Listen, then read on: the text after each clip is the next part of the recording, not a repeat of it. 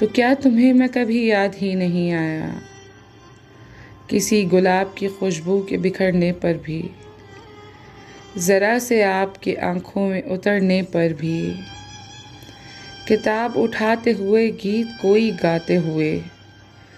इत्र लगाते हुए चूड़ियाँ पहनते हुए, संवर के देर तलक आईने को तकते हुए, तो क्या तुम्हें मैं कभी याद ही नहीं आया।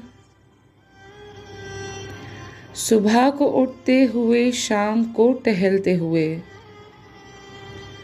नींद न आए अगर करवटें बदलते हुए, कभी यूं ही किसी मखसूस धुन को सुनते हुए, फारिग औकात में कोई किताब पढ़ते हुए, तो क्या तुम्हें मैं कभी याद ही नहीं आया। बरसात में छत पर कभी खड़े होकर, किसी के रूठ के जाने पे चिड़चिड़े होकर, किसी सहेली से बस यूं ही बात करते हुए, किसी ख्याल में बैठे से उठ के चलते हुए, किसी भी रात को उठकर यूं ही टहलते हुए, तो क्या तुम्हें मैं कभी याद ही नहीं आया।